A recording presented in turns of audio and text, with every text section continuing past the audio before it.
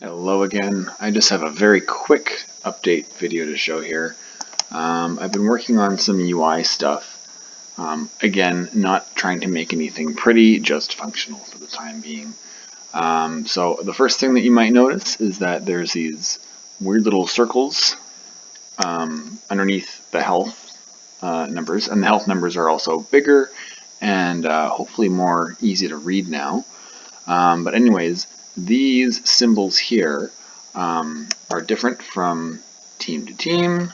You got the blue squares, the red circles, the green X's, and the yellow triangle things.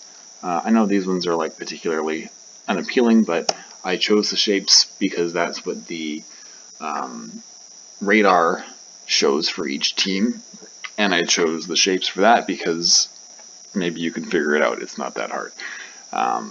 Anyways, so I wanted there to be some way to tell the ships apart without relying on the color.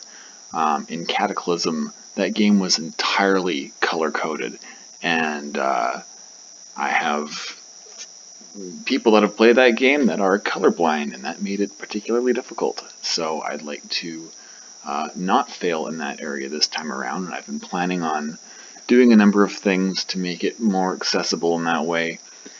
But it's tricky because, you know, like I made these health numbers bigger, but I can't make this stuff too big because when you're hiding in a smoke cloud, these are visible. So like you have to account for that if you're trying to hide your ship. You want to also be hiding your HUD. It's a bit of a clunky problem, but I don't really know what the solution is. There's no... I don't want to turn it off when you're in smoke necessarily. I don't have any like collision that's happening with the smoke clouds. It's just a graphic that goes on top, and I kind of like it that way, but I don't know. That's something I have to think about in the future. But I would also like players to be able to adjust the size of, you know, these graphics and the text and things like that when all is said and done. But for now, this is the size that I've found to be comfortable and a nice balance. If you find that the numbers are hard to read with those shapes behind them, you can press I to hide them. You can press I again and show only those. I again to hide everything, and then I one more time to make it all pop back up. Yeah, so there's that. If you don't like them there, you can turn them off. It's very easy. What else? Right, so this is, I know, super ugly. I'm very self-conscious about it, apparently. But I changed some of this stuff, like instead of showing the amount of damage that a weapon does per bullet, and then also showing the number of bullets that it shoots, that doesn't really work for all weapons, or not in a way that makes sense to have user-facing. Like the flamethrower, for example, it actually shoots 6 bullets, but that doesn't make any sense for players to be aware of that fact. So instead we get the max damage.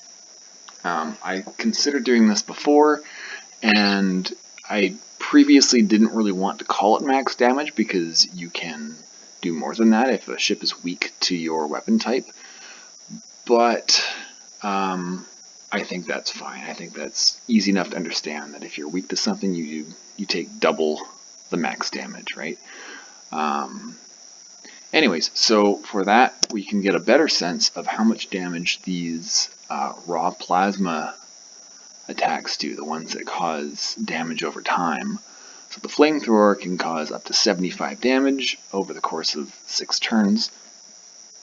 So that's a pretty long time, but it's also quite a lot of damage. What else have we got here? I don't know if this was working before. That's just to show you if a weapon has been shut down by an EMP. There's also little icons that would go over your mini HUD here if that were to happen. And then up here, I wanted to have descriptions of the ships and things about them. These descriptions were written when I was very, very tired, and I fell asleep a little bit while writing one of these, and then lost that because my laptop wouldn't wake back up this morning. So like these are not particularly well written or anything, but I wanted to make sure that the basics were explained about them.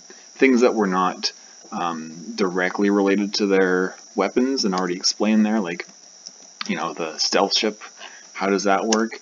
It turns invisible when it's not your turn. The whole like smoke light thing, which I didn't really know how to explain.